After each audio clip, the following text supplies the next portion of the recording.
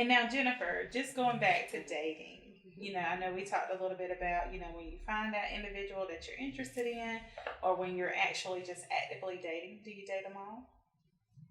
May the best man win. Okay.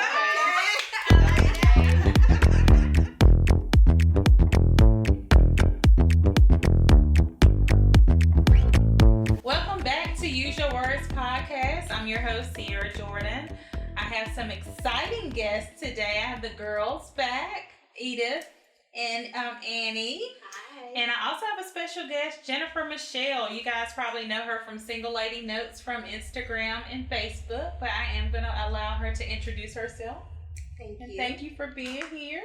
Thank you for having me. Yeah. I don't really consider it strange when people invite me onto their platform, because for you to trust me with your audience, that means a lot. So thank you. Well, thank you for being here. Anytime.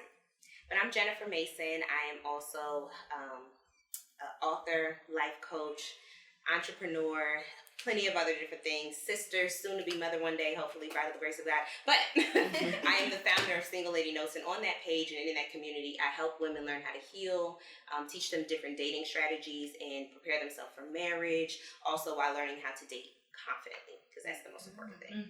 Definitely.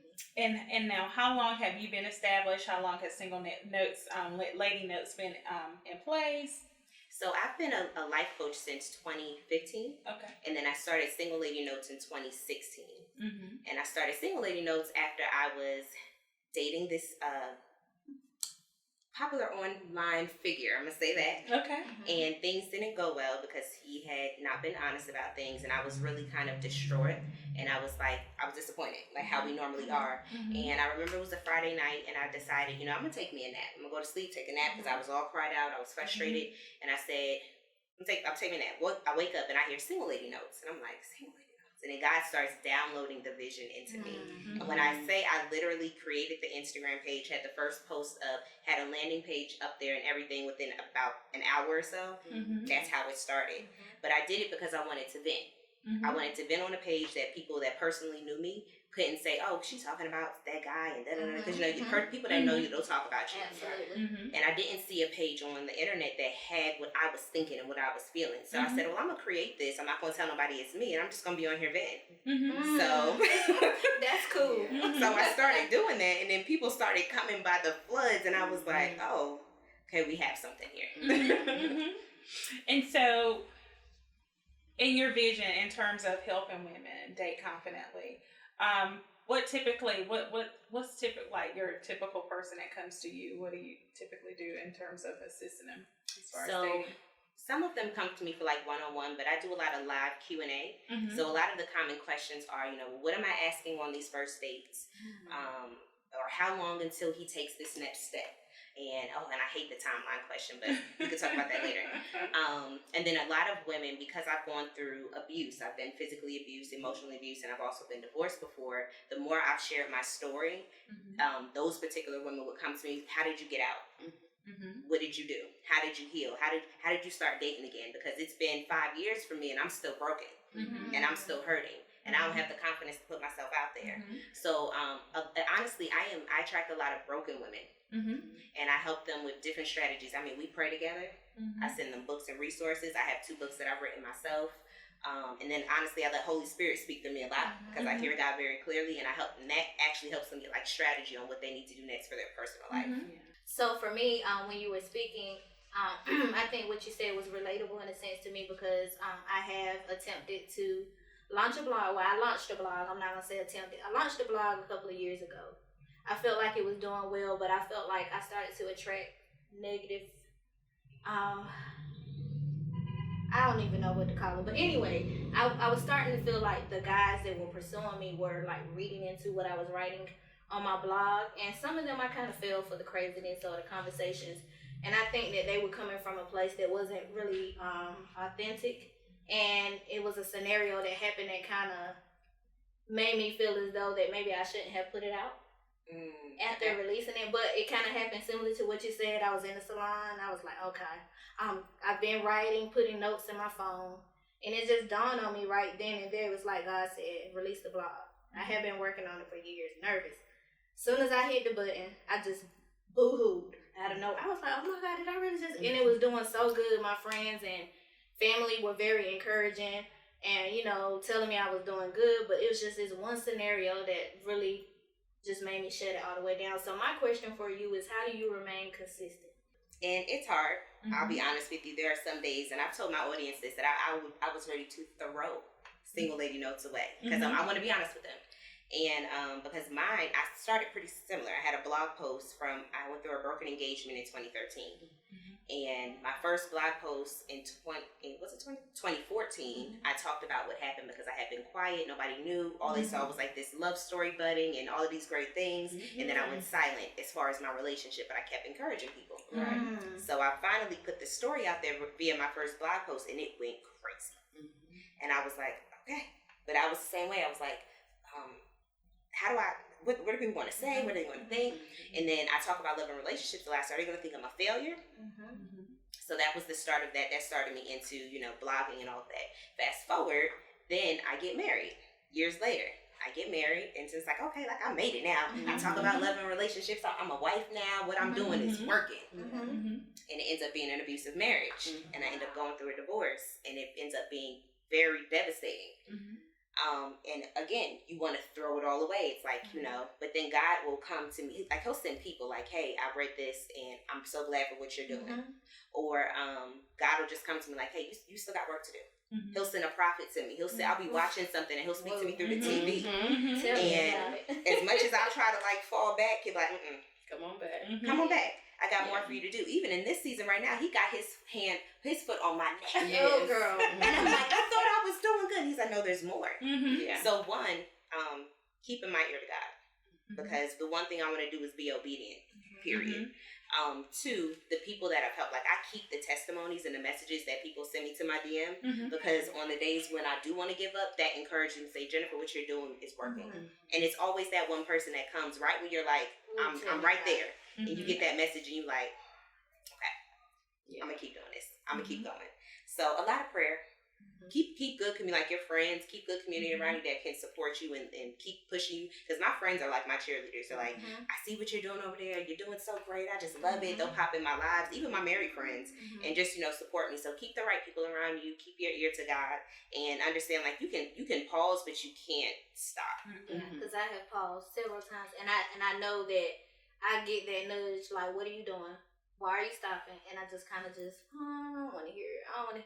And it's hard. Yeah.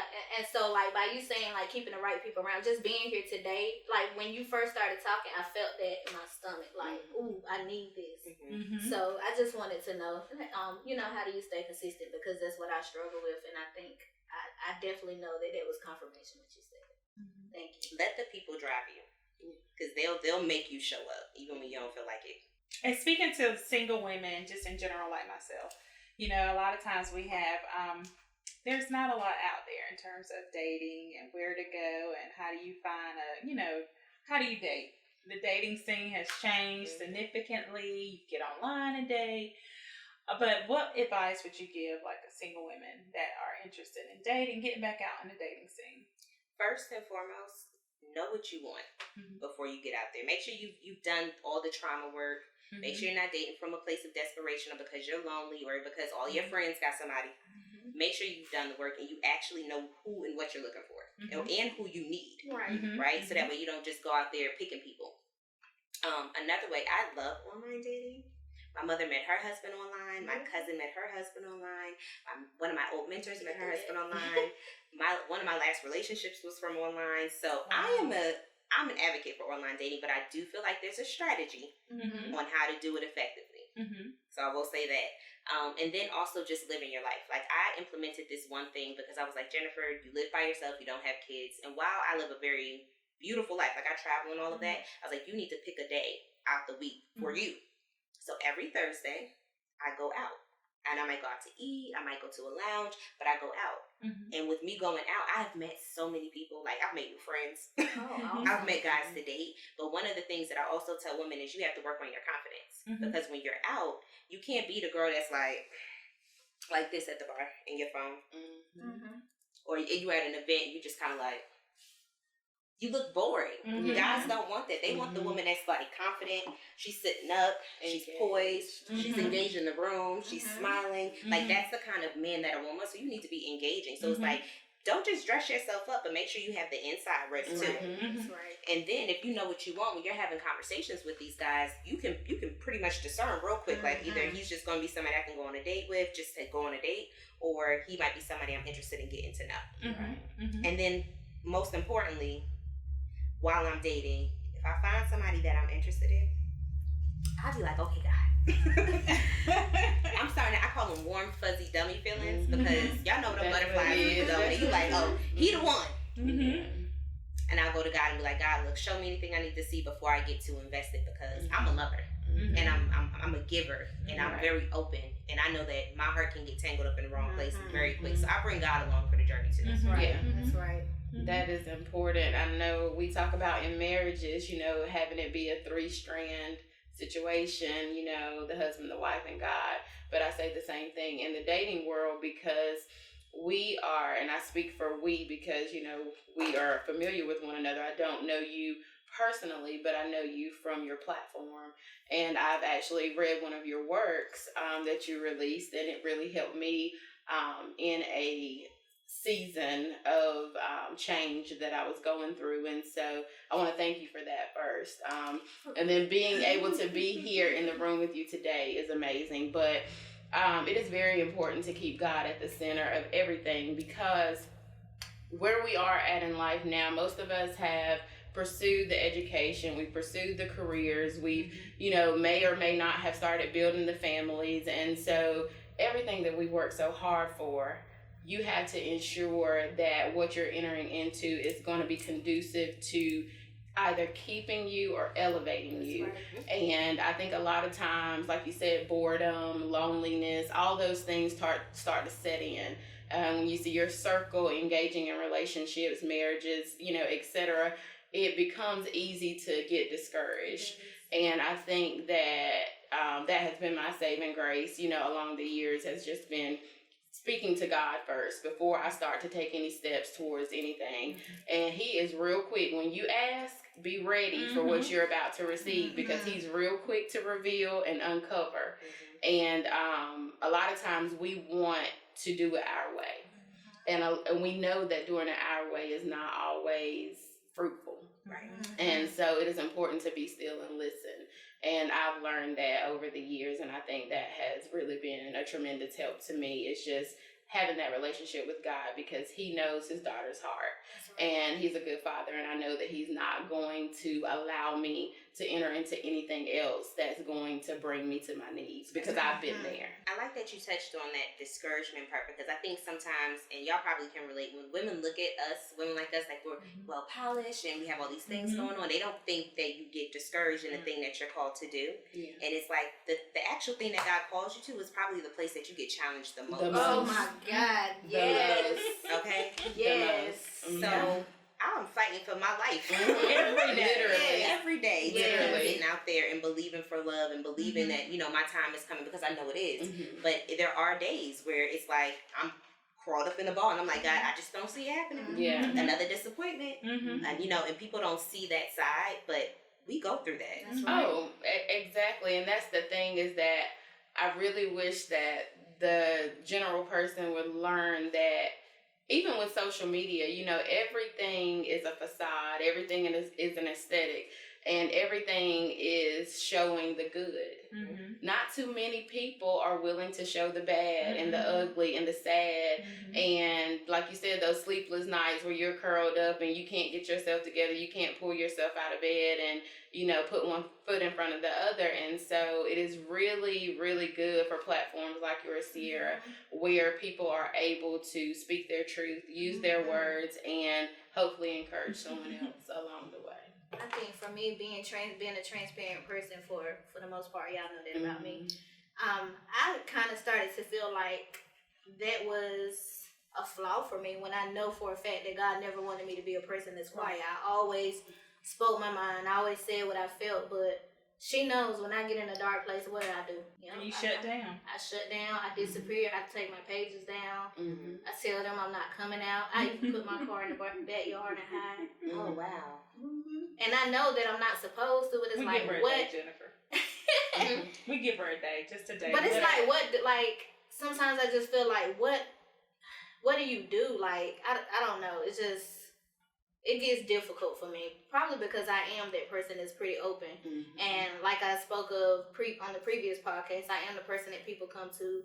I don't judge nobody. You know, I kind of just, if I can help, I can help. But I think in this season for me, I'm starting to kind of pull back so that I can take care of me and prepare to be a wife. Because at one point I was just like, I think I'm going to just be the auntie. Like, I started to feel like that. Because you're right, dating is different.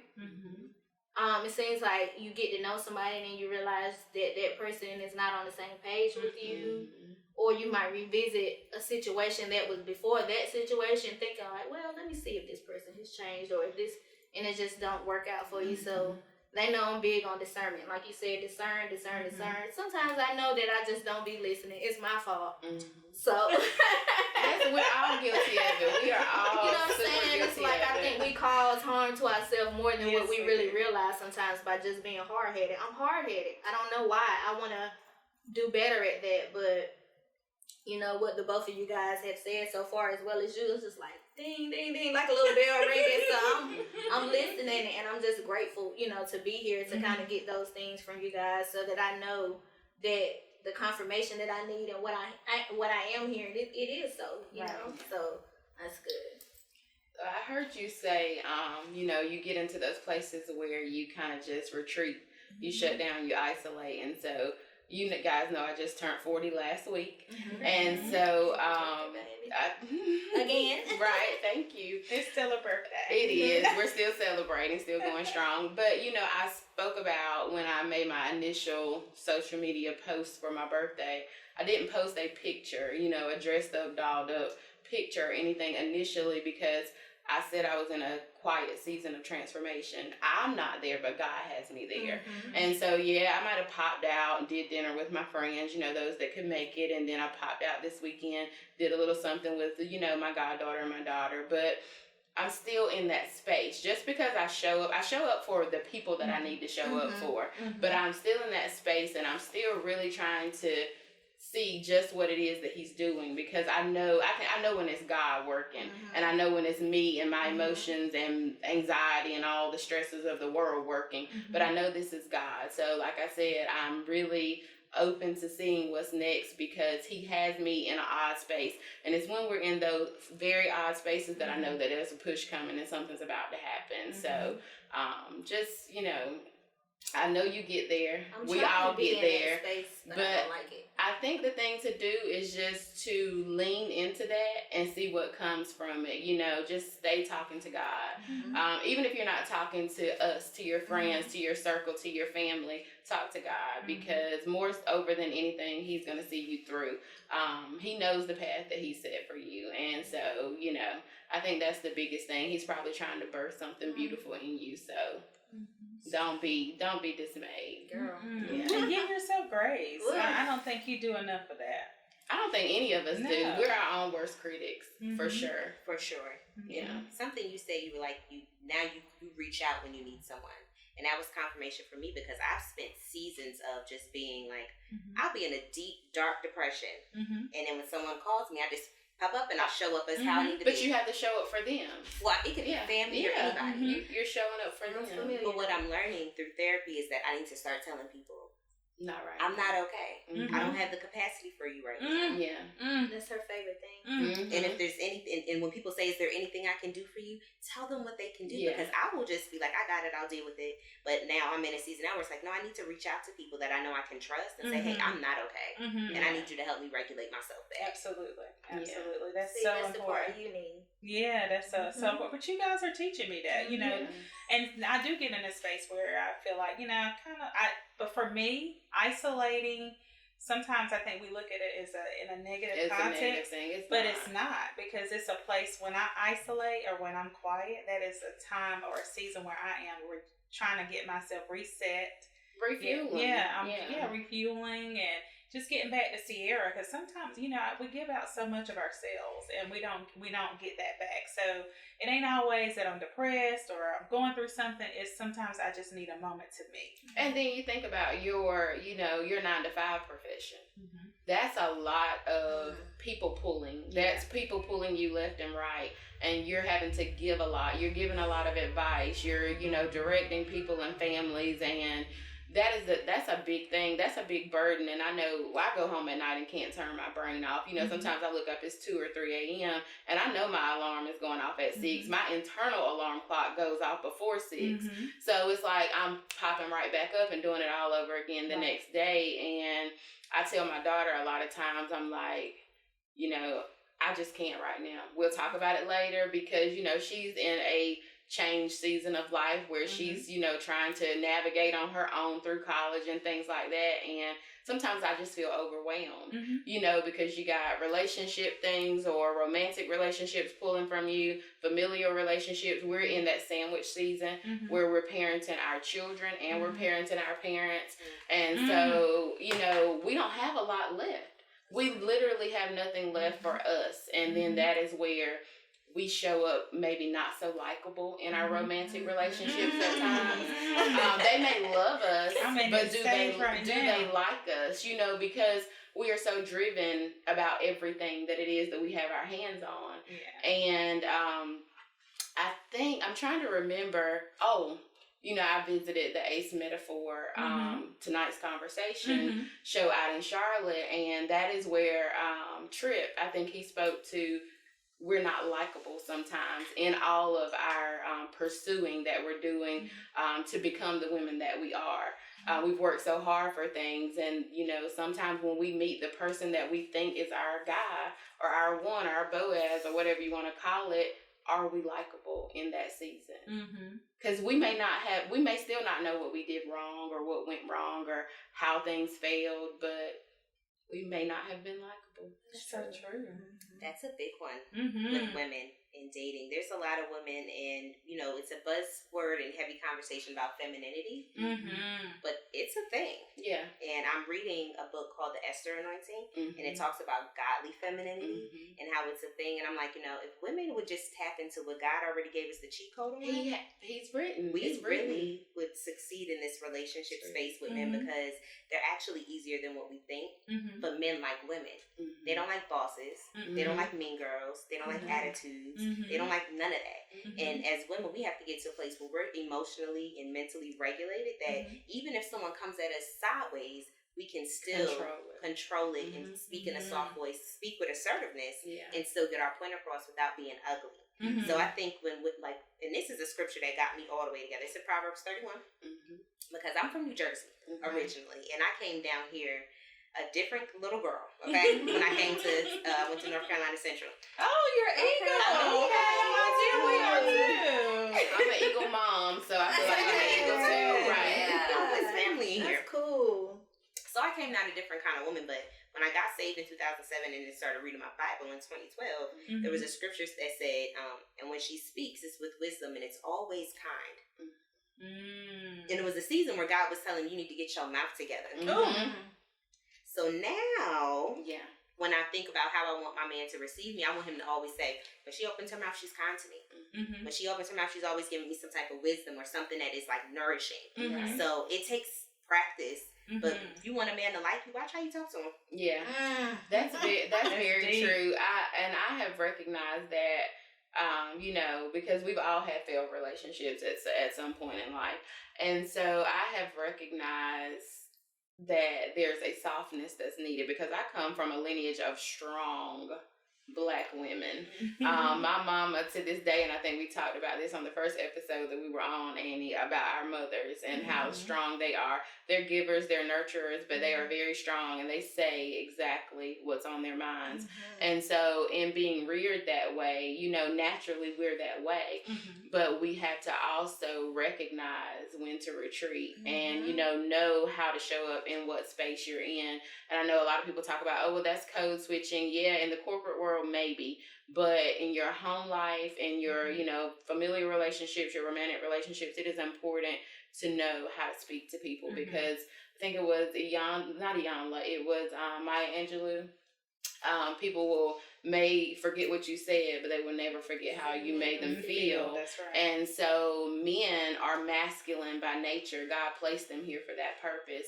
And so when we emasculate them with our words, how do you come back from that? You know, how are they going to be able to look at you in that loving light? How are they going to be able to like you after you bring them to their knees with your words? Because our tongues can be sharp. I know mine can. You know, and so it's a daily thing. You know, it's a daily thing, especially when you maybe are in careers and you may be the leader of your household at the moment, and you may have to show up dominant in most of those spaces. But there are some spaces where we need to learn how to be led and retreat sometimes. You have any advice? How we can get there? Any advice? I'm gonna be honest with you. I am working in that area, honey, but it's not easy. So let me just say, I don't have any advice because I'm still charting those waters myself. But I will say that in a pass-fail relationship, I was in a relationship with someone who was very laid back, man of few words, very accommodating, very kind, but also could get me together when he needed to get me together. However, you kind of mistake that for I can say whatever, you know, especially when I get mad, you know, because when things are good, they're great. But when they're not so good, you know, what am I saying out of my mouth? And so, you know, after a fair relationship, you kind of go back, and after you get over all the 7 stages of grief, because you're grieving someone that's still living. So you go through those stages of grief, and then you get to the point where, okay, it's time for me to reflect and look in the mirror. And so when you sit in front of that mirror, what do you see? What do you see? Think about what you did, how you performed, how you showed up in that space, in that relationship. And then if you're honest with how you were, you'll see exactly where you went wrong. Because we all play a part in anything that fails. Because it takes 2 to get into it, and it takes 2 to get out of it. That's true. And so that was my advice. Honestly, you know, like I said, I don't really have any, but my advice is to look in the mirror and reflect. Especially on things that have gone wrong. I love that. Because then what that does is it puts you in a place of self-awareness. Very much. And then when you know yourself, and you know when you're getting ready to rise up, and you can catch it, that's when you can say, yes. And then you literally have to do that. You have to swallow those words that's about to come out. You have to choke them back down. And you take that deep breath, and then you think about, what do I want to say to them, and how do I want to say it, and is this the time for me to say it? Right. You bring yourself back down, and then also too, another thing that keeps me in check is I'm always thinking, like, no matter what man I'm dating, you know, if he's my husband, he's a gift to me. And if he's a gift to me, he's a gift from God. And how dare I disrespect the gift that was given to me from God? So that keeps me in check, because I'm submitted to God first. So it's like, all right, God, let me make sure I'm handling this gift that you've given me the right way, because I have messed up in the past. Oh, yeah. But I don't want to mess up the ultimate gift. Because you don't ever know when he's going to send that. So that's the thing, is that if we learn to chart every water that, you know, a certain way and handle everything with care, I think we probably will get a little bit better fruit than what we've seen in the past. And it's just, like she said, self-awareness, holding yourself accountable, and sweeping around your own front door. Because we can talk about, oh girl, she did this and she didn't treat that man right, but did you treat yours right when you had him? Because probably not, because he would still be there, you know, kind of vibe. So, but seriously, no, it's real talk though, because it's so many times where we sit back, and I'm guilty of it. I have been judgy, you know, I have been judgy, and I have, you know, talked about and speculated from the outside, but I don't know what, you know, Sheila down the street went through. I don't know. I just know that her relationship is over, and, you know, I know what I know from my seat. That's right. But, you know, your seat is only a bird's eye view. So, you know, you really, and that's another thing that we have to stop do is, you know, comparison is a thief of joy. Oh, God. Yes. Social media has us in a light where we are idolizing people we don't know. We're idolizing relationships we haven't sat in, you know, and you talked about abusive relationships. And so You know, there are people who have lavish things. You know, we all love nice things. And we probably want more of those things, but those tangible materials, how good are they if you had to go through hell to get them? Okay. And so that's why I'm like, you know, everything that I have worked to acquire, you know, I want to leave a legacy for my daughter and her children to come and all those things. You know, I don't want to put myself in a situation to where I allow just anybody next to me just to say I have somebody. And then they bring down everything that I've worked hard for, because we know life is very short and very temporary. We've seen that lately in our home circle. And we can be here today, gone tomorrow. So every decision that we make future forward, we have to think about the big picture and just not temporary satisfaction, you know, because that's the thing. We live in an instant gratification world. And it's just, you know, you'll see so many go from one relationship to the next, and they literally, like, what I like to call pop out with them. Like, you literally are on the scene with this man on display, and then he'll embarrass you. And so what's the point? You know, I'd rather not. I'd just rather not. And people probably say, well, you know, you're always out, you're always about, you're always doing. Yeah, I am, but I was about and doing things before a man. I'll be doing those things after a man. However, I don't have to share that part of my life with you if I'm not ready to. You know, and people have no boundaries. You know, they're like, well, you know, people have no boundaries. They have no boundaries, even if it's your close circle. And I know we joke a lot because when we're all out and about, we'll put the eyes and we'll say, okay, you know, who you know. But really and truly, that is the world that we live in, especially when we're, you know, active on social media. And now, Jennifer, just going back to dating, you know, I know we talked a little bit about, you know, when you find that individual that you're interested in, or when you're actually just actively dating, do you date them all? May the best man win. Okay. I like that. Exactly. I think as women, we tend to just focus and hone on one person when we really like them a lot. And I'm learning that you should open some doors. You can. And see what's out there.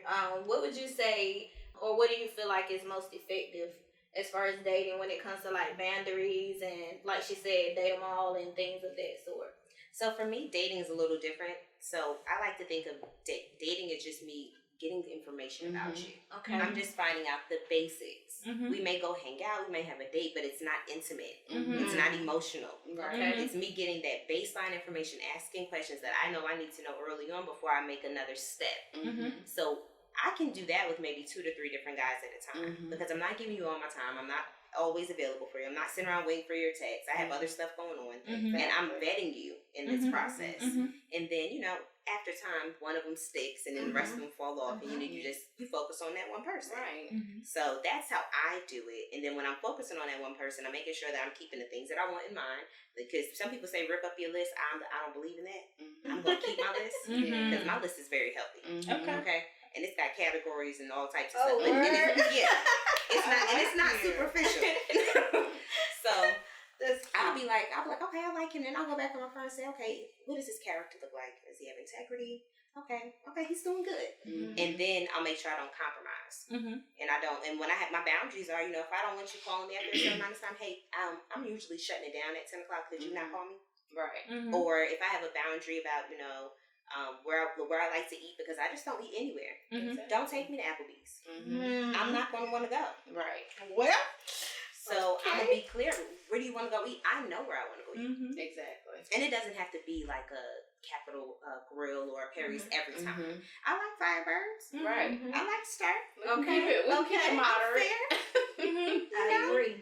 So, you know, those are some things that, like, I'm just not. Oh, and then, you know, even when it comes to marriage, I'm dating to marry. Are you dating to marry?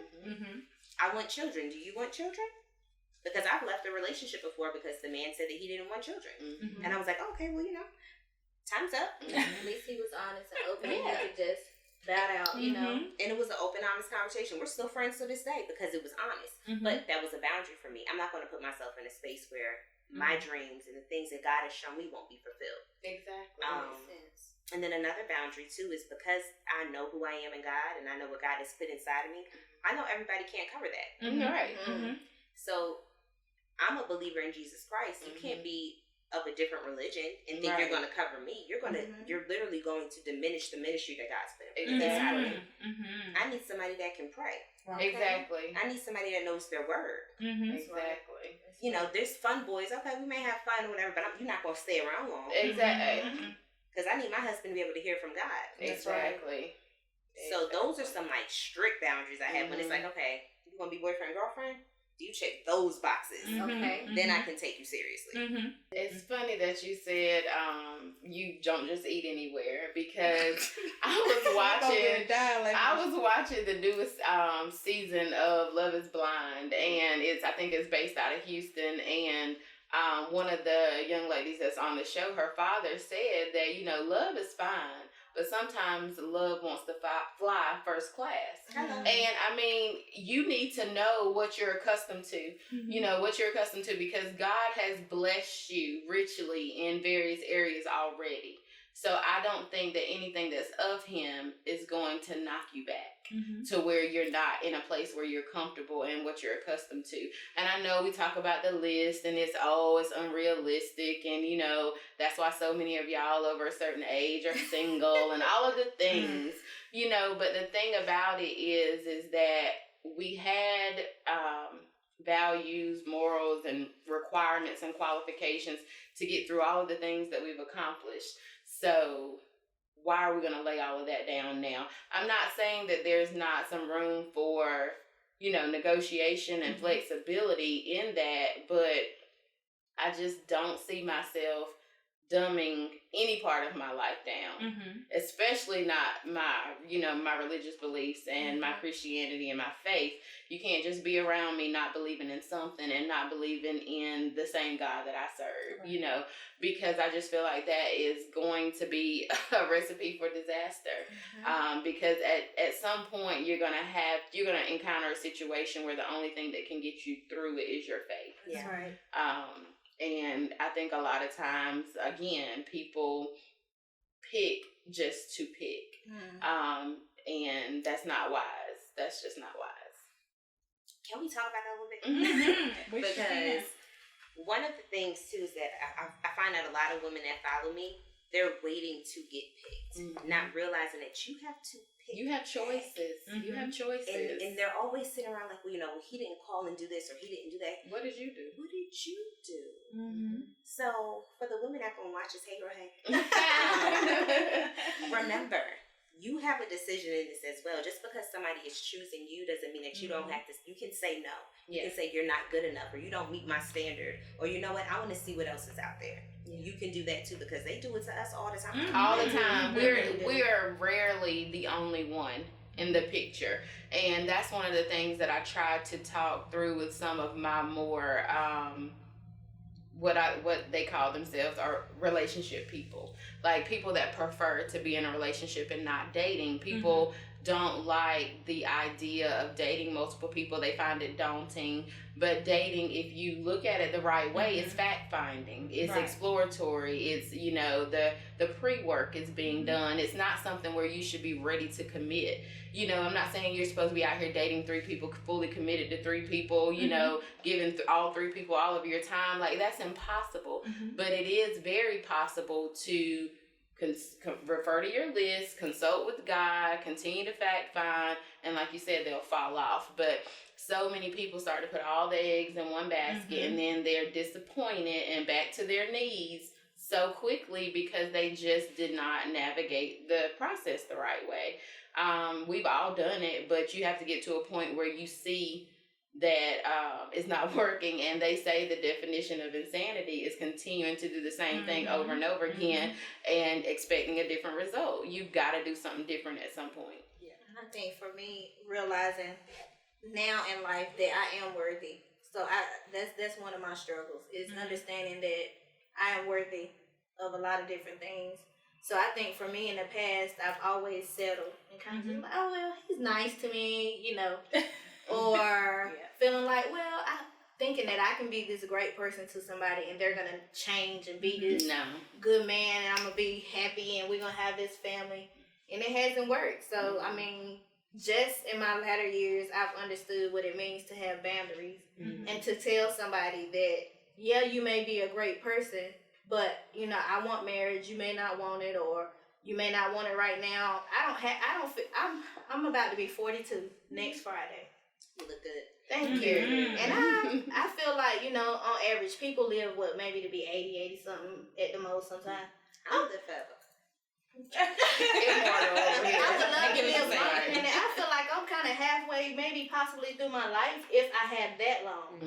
I don't have time to wait. So my question, I was waiting to ask, like, how do you feel about people saying, you know, after a certain amount of time, like, you know, this is it, or giving an ultimatum, like, if you can't decide that you want to move forward with me within the next 6 months or a year or however long, how do you feel about it? I know we mentioned time earlier. If a guy gives me an ultimatum? Or like, say you're really feeling someone, and they're in the process, I guess, of trying to gather themselves or have something going on, but they're great person, have great qualities, and you're trying to give them some time to, you know what I mean, bring it on in. Because you know, for me personally, I never want to feel like I dismissed somebody because of a certain space they were in. But at the same time, it's like, there are experiences that I want to experience, but you're kind of dragging your feet about it. So it's like, do you want me or don't you? Because at this point, we have to make a decision, but you don't want to be the bad person, but you enjoy the person. You know, you get what I'm saying? You get what I'm going? I'm in the thick of that right now. Me too. Yeah. Me too. God always do this too. Okay, so how I'm navigating this space is we are having conversations. Because, you know, you go through that period of, you know, we're hanging out, everything's good, it feels good, and it's like, oh, this is a good thing. And then you start seeing, okay, this person's got some stuff they're dealing with, you know, because I'm a seer. God starts showing me everything. Real fast. And I'd be like, okay. But she might be my cousin. She's my sister. Yeah. Seriously. We already established we were Seriously, family. like, I promise you, like, I just can hear myself speaking through you, like, a lot of things. But go ahead. Okay. I'm sorry. No, you're fine. So I initiated the conversation. I was like, hey, we need to have a talk. We have a little chit chat. And he was Johnny on the spot, FaceTime. We had a conversation, and the conversation was very good because it opened up the space to say, hey, this is where I'm at, this is what I want, and this is what that looks like timeline wise. And we didn't say timeline, it was just like we're calling it connecting the gaps, right? So we've had one conversation, and I'm like, okay, but we still need to have another conversation. So once you get to that point, it's just like, let's have a conversation and see if we're on the same page. Let's make sure that nobody's wasting their time. So I'm right in there now, and I'm literally like, you know, either this is going to be great, or this is going to be me stepping back and saying, you're amazing. I think that, you know, we could have something great, but until you get to that place of being ready for what I want, I can't keep investing my time with you because I'm not nobody's forever girlfriend. Right. I think I'm at that place now. So, I mean, I date. I do feel as though it's like, I can't say it's always a good feeling when you get there, because it's kind of like, you know, you're doing what you need to do for yourself, but you still have, you know, the thoughts in the back of your mind if it's somebody you truly care about. And has it been a long time? Did I just swallow real deep? It's been a minute. It's been longer than 2 years. Oh, that we've, you know, been connected. You see Jennifer's neck. She said, that we've been connected. Now, I did share that I would start dating, you know, and things of that sort. But yeah. In that space, I'm gonna be honest with you. I'm going to cut my losses, and I'm going to put myself back out there because two things. One, you don't want to keep wasting your time, and two, sometimes people don't know what they're missing until it's gone. And right for this long period of time, he's gotten comfortable. Yeah. He doesn't feel like you're going nowhere. He thinks that you're just gonna be there, and he doesn't know what it feels like not to have you there. And sometimes people need to feel that, and I am a component of, oh, you think it's sweet? Let me show you. Let me show you. And people need that. Like a man, my mom always said, you don't ever see a cat chasing a dog. Ever. Oh my God, that sounds just like my mama. So you should never be chasing after no man. Like that man should be always, what are you doing? Where you at? What you got going on? Trying to see what you have going on. I'm telling you, if they are serious about you, they're not gonna waste any time with anything. Yeah, if they are serious about you, sis, they're not going to waste any time because they're going to want to consume every free spare moment that Well, that's you pretty have. much what the guy said earlier on the podcast. Mm-hmm. They were saying that they found when they knew that their wives were for them, they did not want to spend a moment without them. They wanted them there. Absolutely. And I thought that was great to hear a male's perspective about that as well as a female's And perspective. that's and it's a hard pill to swallow because you're like, you know, you always want to you try to look back and say, okay, so what could I have done different, or what was wrong, or what. It's not always you. Sometimes it's them, and so we have to stop being hung up on figuring it out. And I think for me, sometimes you're not that's what going to I get the have answers. felt like before, like when I mentioned that I have to understand that I am worthy of things because I've allowed those similar situations to put me in the homegirl category, or yeah, we just close friends. Like I've always been that girl that was the homegirl, but never good enough to be the girlfriend or like, I mean, I've had relationships, of course, they kind of just fell into place for the most part, most of them. But for those that I thought were of quality, it seems like I was always put in a certain space. But or it would be like, man, you too cool, you such a great person, I can't even do you dirty, so I wouldn't even waste your time because they weren't ready. And I think for me, seeing those flags and things happen, it can be triggering. Yeah. So it's like I had no choice but to put boundaries in place because it's like I can't spend another 3-4 years just sitting and waiting to be picked. Because that's what I felt like I was waiting to be picked. So you just said something key. So you said things that are triggering. In your current situation, are you feeling those triggers from past failed relationships? Are you feeling yourself in familiar territory again? I don't know. I haven't really thought about it like that. Because I think that the other thing is that a lot of times we try to explain behaviors away and give excuses for, oh, well, he's got, you know, a lot going on with his job. He's changing careers, or he's going through a custody situation if he has kids. And, you know, all of the things, we try to explain things away just to prevent ourselves from going down that road of discomfort and, you know, what we say is a failure again.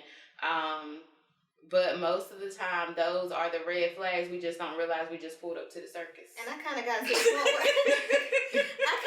the point where I started telling myself that maybe I'm just too busy with my youngest son that I don't have time to really do what I need to do. But then I'm like, isn't that a part of life? Like at some point, if you were a wife, you would be momming, and so that's kind of like I was giving myself an excuse, like, well, girl, you too busy with your child. No. Like, but I feel like it's because we all make time. We all make time, and that's the thing that we have to understand. There's nobody that doesn't have any ounce of time. That's right. We make the time. I mean, you know, people have long distance relationships. They're FaceTiming, doing dinners. They pick restaurants, the same restaurant in their separate cities, and they go sit down and get on, you know, FaceTime or whatever chat they do, and they do dinner. That they make it work. That's right. So there's time. But one of the things I do want to go back, you talked about online dating. Okay. And that's been a big fear for me. Me you too. know, Me too. and for a lot of women. So is there any advice, like a certain platform for women that are interested in, you know, maybe getting back out there and want to start back on online dating, that don't have the time to invest in like going out and that sort of thing? So I'm a fan of Bumble. Okay. I also like Hinge. I did do like the Tinders and the Plenty of Fish back in the day. But the one thing that I found with online dating is you have to pay to play. Okay. If you want better matches, it's like social media. When you have a business and you put a product out there, if you run ads, people gonna buy it. That's right. With the online dating platforms, if you pay, they're gonna put you with people you're more compatible with. So I've always gotten better matches when I am investing into the app, and I'll do it like a week at a time. I'm not gonna go like for months. I'll pay for like little weekly special, and I'll, you know, match with a couple guys. But then also after that, like I'm what do I want to call it? An extreme vetter. Like I can look at a picture and be like, nope. Because you know, and this is why I always tell women, like, build your discernment. Like ask God on a daily, like, God, give me more discernment, give me more, because that you won't be fooled. And I'll just be like, nope, No, but then when I do find someone, I'm like, okay, I'll swipe them, and then we'll get the conversation going. I think one of the biggest things is that I found that a lot of women don't know how to have conversation. And I help like my clients personally, like they literally screenshot the messages, like, well, what do I say now? And I'm like, well, what do you want to say? And then I like coach them on how to put the words together, because a lot of women don't know how to have a conversation, and it's always well, he didn't say anything back. I said, well, you didn't say anything for him to respond. Like, we have to learn how to have, if you want to have a conversation, you need open-ended questions. Open-ended questions. You have to keep that thing going. Exactly. That's right. But then also too, like safety, that's a big thing for me. I'm not meeting you at my house. You're not coming to my house. We're going to meet, when we do meet, it's going to be after a couple of like FaceTime video phone conversations. I need to feel comfortable with you. And it's going to be somewhere in the public. And you might not even walk me to my car, because you know they got air tags and stuff now. Right. So one, take your discernment with you for sure. But when you do go out there, make sure that you're keeping yourself safe. You're not drinking too much, of course, and all of that. But and don't become a serial swiper. Like, you know, somebody just sitting there. That's how you get burnt out. Don't have 1,000 conversations while you're online dating. Have a couple. Have whatever you have the capacity for. Have that, because what I found when I first started, and I made this mistake, was I swiped everybody I thought was cute, and I was in there having all these conversations. I was like, oh, I'm saying the same thing over and over again. How you doing? I'm good. How you doing? I'm good. What are you doing today? And it was draining. So now I just like, okay, just a couple. And then I'll have a little bit of conversation. I can vet people out quick. So it's like, know what you're really looking for, and if you're really interested in really getting to know that person, and then get them out the way. You know, and don't. And here's the other thing. With dating in general, accept rejection early on. We talked about that earlier. Y'all did. I think people get so caught up when somebody's like, oh, I'm not interested, or they unmatch you. They internalize it so bad, and it's like, it's a part of the process. It's a part of the process. And then also too, there's going to be creeps online. When you walk outside and you see different people, they're everywhere. The internet just brings them closer to you. So it's like a perspective thing. Stop thinking like, all the people online have the same mentality, and everybody thinks the same, and only men online want to do is have sex, because that's another one. That's leading me into a whole nother space. Like, just for dating, one thing that I learned was my mindset, because I was listening to my audience at one point. All men do is this. All these men want is that. And I'm like, yeah, girl, because I was experiencing it. And then God was like, that's not true. How you going to think like that? And I told you that. And I was like, oh, you're right. So I had to change what I thought about men. And I don't have that perspective of, there's pee in the dating pool, or there's not enough men out here. I say stuff like, there's an abundance of good men out here looking for me. And since I've been saying that the past couple of years, I have had good dating experiences, and they have been looking for me. There's power in the tongue, very much so. Power in the tongue. And then in my mindset too, I only pay attention to good men. I don't keep my eyes on all the people in the blogs. Like, I laugh and kiki with everybody else, but I follow men that are good husbands. I look at the healthy marriages. I look at the husbands in my friend group. I stay around good men. So my perspective of men is on a higher level when I'm thinking about what I should be attracting, versus thinking about my past experiences. And then people are wondering why you keep getting the same experience, because that's all you think about. Exactly. You're literally manifesting it into your life. You gotta do something different. You gotta do something different. I saw something, I think, in one of your latest posts on your IG platform, and I think it said something about not doubling back. I don't know if you remember exactly, but so talk about that a little bit, if you don't mind, about doubling back. Like, I know Annette just said something about, having a past relationship and maybe it failed because maybe somebody wasn't in the right space at the right time, and so possibly revisiting it to see if there's been some change there. So talk about that, if you don't mind. Yeah. So I believe that it's possible to revisit an old relationship and it work out. Like, say y'all dated in high school, now you're grown now, things definitely have changed. But when it comes to like a relationship that was in the last couple of years, I have a rule this is my personal rule. I do not spin a block. And I don't let nobody spin a block on me. Because the reality of it is when I was with you, I probably figured out why I shouldn't be with you. And once I figured that out and God has given me confirmation on that, I'm going the opposite direction. Only God can make me do a U-turn. But me personally, I would not. And it's so crazy. I probably shouldn't even say this, but I got a prophetic word today. And the woman of God said, none of your exes are it, so stop looking backwards. Mm-hmm. And I'm like, I don't even look backwards, but thank you for the confirmation. Okay, Prophet. Look, me too. I'm over here shaking this girl. Woo! So for me, it's like, once you get out and you figure out why you shouldn't have been in there in the first place, what's the point of going backwards? Spinning the block on me. I like that. Okay. Wow. And then also too, you have to it helps with my self-worth of knowing that you can't put me on the shelf and then pick me back up again. That's the thing. People popping in and out of your life is crazy, and I just don't understand why people think that they have that convenience and that right. It is not a revolving door. It's so weird. It's so a padlock weird on that thing. And just thinking about the women that do struggle with self-worth issues, what advice would you give them in terms when they're out here dating and that sort of thing? I always tell women, like, before you get out there and date, you need to figure out who you are.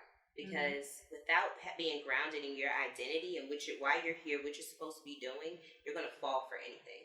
And it wasn't until I did like a deep dive study on, well, God, who did you make me to be? What's going on? And I finally had like a roadmap. I was like, oh, okay. Because now if I know who I am, I know who should come alongside of me. So I think that's the first thing that women need to do is figure out who you are. And then also when you figure out who you are, you're going to be affirmed in a place with God. Like if you really get into that thing, God is going to, and I hate to say it like this, but he kind of put us on a pedestal because he lets you know exactly how the bomb you are. And when you have heaven's perspective of who you are, there is nobody walking on this earth that can tell you anything. It's like, what do you think about me? Okay, I'm sorry you feel that way. Well, I think that I'm this way. So, doing that, then also too, I'm an advocate for therapy. A lot of us have gone through things that we don't like to talk about. You may have been spoken down to by people while you were a child, and those words are still festering inside of you, and you need to talk those things out and figure out how you can retrain your brain to believe better. You also need to be able, your self-talk is major too. Like, people think affirmations are catchy, but if you really do them, it's so necessary. Even while you're saying them, you can feel the power. And even if you use scripture as affirmation, you can feel the power behind it. And you can start seeing your life change. You start seeing your belief change. You start seeing your actions change, which in turn makes your life change. And also the people that you're around.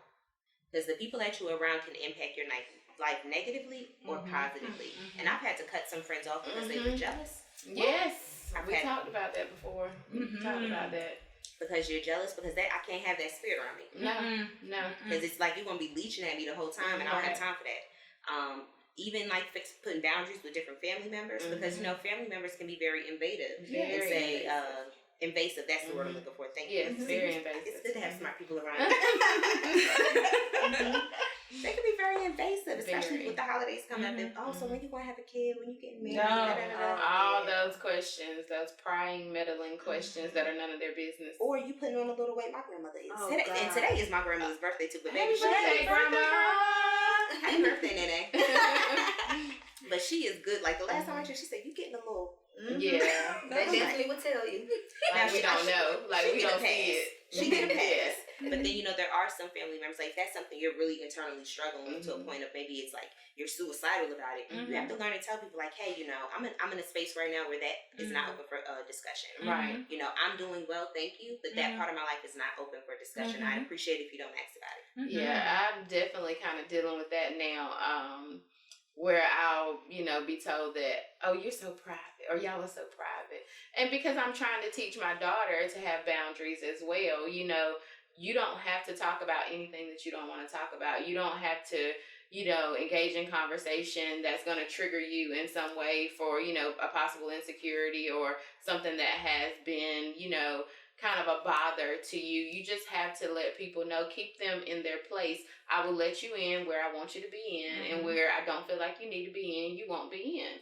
And there's nothing wrong with that, because Black families, especially, we just, our aunties are our second moms, and things like that. And like my nephew's grown, and I feel like I was his second mom, but I have to let him navigate his life, there are things that I'm sure he goes through, but you see it from the outside, but until he comes to me and says, hey, I need this from you, I'm going to take my seat and stay in my place. Because there's just some things in life that we as Black people need to understand that people have to go it alone.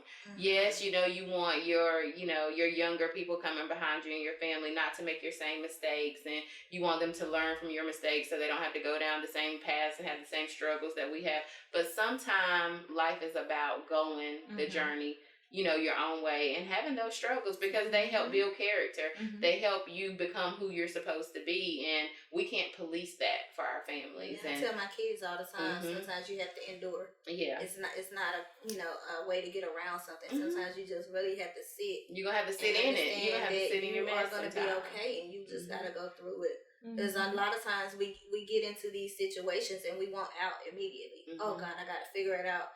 And our feet may be planted for a season, and then we move and delay something because we just couldn't stay there for a little bit longer. You couldn't sit in it. And I've had to realize that myself, so that's why I share that with my boys.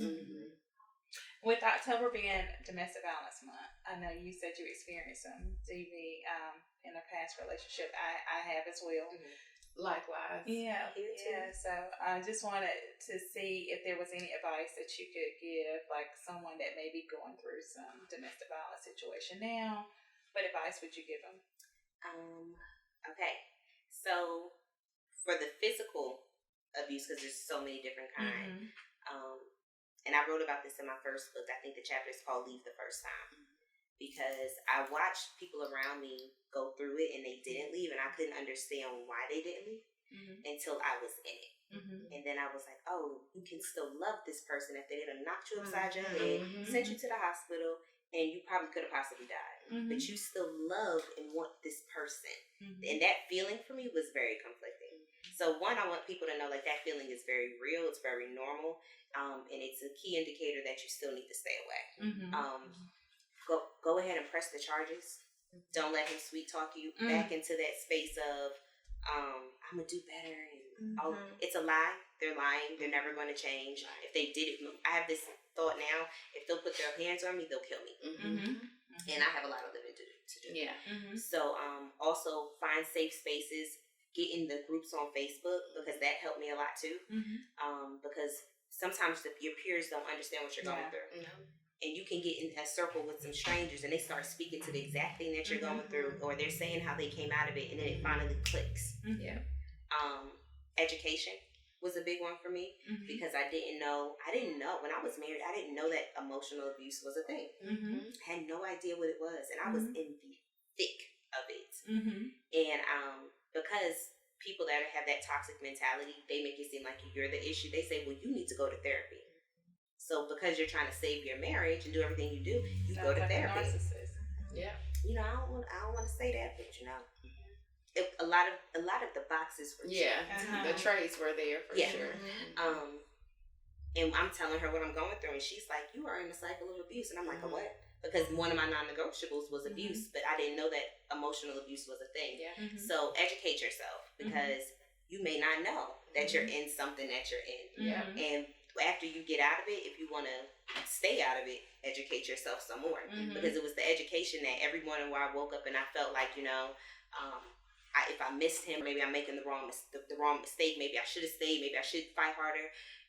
The videos would always be confirmation for me, the YouTube videos and the different posts, the different TikToks. It was like God kept stuff in my face to be like, no, you're doing the right thing. Stay strong. Yeah, they're going to come back around. Yeah, they're going to make all of these promises. Yeah, they'll be good for a period of time, but they're always going to go back to who they are are at the core. That's true. They're always going to go back to who they were. And the best thing too is with any domestic situation, like violence-wise, going cold turkey, no conversation, if there's no kids involved, is the best way to end it. Do not try to stay in contact with them.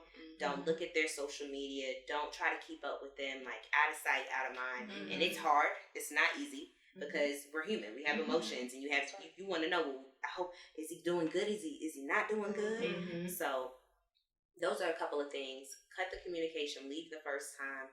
Get into support groups, go to therapy, and continue to educate yourself. And I think another key thing is, when we get in relationships, whether it's marriages or whatever, you become attached to your significant other's family. And so you have to cut those families off too, because those families have their own investment in your part in the relationship, and they will try to convince you back. They will try to, you know, tell you that there's been some change, or we see somebody different. And so, you know, you might want to, cut the families off, because that can be just as toxic too, is continuing to have a relationship with those families where you're no longer active in those relationships. And another thing that I think my sister and I discussed recently is, you know, having people in your friend groups or, you know, acquaintances and stuff that will send you stuff to keep you reminded of, like, they'll send you screenshots, you know, they love to send screenshots or put stuff in the group chat, or did you see what he was, you tell them you don't want to see that type of stuff. You know, that's really important, because if you're in a space of true healing and you're intentional about your healing journey, it is important to remove yourself from all of those spaces where you could be triggered or you could be set back, you know, and that just defeats the purpose of all of the work that you're working so hard to do. We had that this week, didn't we, Annie? I thought somebody had sent in it something, and I was about ready to fight. Yeah, because that's me. I'm like, tell them to stop, you know. You know, and then, of course, we can do it amongst ourselves, because we can joke about things, because that's a part of your healing, too, is being able to get in a space where you can look back and laugh at things. Now, you know, but when it's something that, you know, people are sending to you to kind of be spiteful or just to kind of get next to you, you know, just, you might have to cut some people off, you know, just to be sure that you can continue to heal. Yeah, like my family and my friends, we literally go by like one The band, code. one sound. Yeah, the code. If I'm not rocking with him no more, nobody is. Don't reach out to my friends, my mom, especially not my mom. Don't reach out to her, because she won't let you have it. But one band, one sound. Once you get in, you out, you're done. Constance doesn't operate that way. Constance she just wants to be everybody's friend. Well, see, and that's how my mom is, because my mom is a lover. She's very giving and she's very nurturing. And so she has her own attachment to, you know, past relationships that myself and my sister have been in. And so, you know, people, when they see that, they feel like that's an open door. You know, I talk to your mom, great. But, you know, great, that's good for y'all. But for me, no. You know, so that's important. You know, that's another thing. And you know, I think we can't change other people, but what we can do is say, you know, because my sister and I'll say that in a minute, Mom, we don't want to hear that. We don't care. You know, you have to kind of redirect sometimes. You know, you can. It's not what you say; it's how you say it. But you can definitely kind of redirect and restore those boundaries, even with family. Thank you for being here. I'm so glad that God connected us, because I sent the inbox and I was like, she's not gonna respond. And she did. And I was like, wow. So God, what do you want me to do? So I'm so grateful and honored to have you, and I certainly do. I love what you're doing for Black women. Not even Black women, for women in general. I just love what you're doing. Just kind of restoring the hope of dating and getting us back out there dating. So I certainly want to thank you for being here. I appreciate it. This is my first, like, this kind of setting podcast. So thank you for having me as well. Because I love talking about stuff like this. And I thought it was just going to be me and you, but the fact that we have friends too. I love this. Well, I'm glad you we have definitely enjoyed it. Like I said, being a long-time follower is great to just, you know, hear and see, you know, in the physical, and, you know, be present with you. And like I said, you've helped me tremendously. So I thank you as well. Edith and I have been fans for a long time. So when you responded, I was like, she immediately told me, and she's like, look, you can't say anything to anybody. And I'm like, I won't, you know. And so my sister and I are super close. And so she's like, well, who is it? I said, I can't tell you. And then, so I think it was either yesterday or this morning when she and I spoke before I came up this way, and she was like, is it? I was like, it is. She was like, okay, I knew I saw something. And I said, well, I can talk about it now, because it's, you know, she's gone public with kind of the preview. But I'm telling you, it was hard to keep that, but very important, because I know, you know, like we were fans, there's so many of Sierra's viewers who are probably fans as well, and can definitely take some nuggets away. So that is like, I don't even know how to take that in right now, but thank you, because I don't look at myself like that. Well, you should. And it's so crazy to me, because I wasn't a follower until last night, but I do know that I believe that God orchestrates things, and I know that for me, everything you said resonated and has really stuck to me. Like, I probably would be in tears if this wasn't the platform. You know, I don't want to get everything all toe up over here today, but you know, it means something to me. Just know it means something to me. I'm appreciative for the opportunity to be here. I'm glad my sister asked me to join. I tried to get out of it so many times. She did. And I really didn't know that we had rescheduled for today. And I'm just grateful that God has allowed me to be here, because you are truly needed. And I'm just all of y'all. You know, it's always great when we link up and we can have these conversations, because they are necessary for us to grow and progress and just to get to know others. You know, I enjoy myself. Well, it's a privilege to be here with y'all, and I'm excited to see where this goes. Yeah, I got a feeling that this is going to blow up. I see big things. Yeah. And I tell her all the time, you know, you were talking about the prophetess and you are a seer. And, you know, we all know that we have our gifts that God has placed in our lives. But I have been telling her what's being revealed to me about Use Your Words and about Sierra Jordan. So I'm just glad I got in it's the beginning. It's definitely up. Because when you get real big, you might not have been thinking about it, but you thought about it this time. Right. So I'm just glad I was here for the beginning part. Absolutely. You can say, we will all be able to say we knew her when. Right. Both of y'all. Yeah. We knew them when. So. Well, thank you guys for tuning in to Use Yours podcast. I'm your host, Sierra Jordan, signing off. Bye.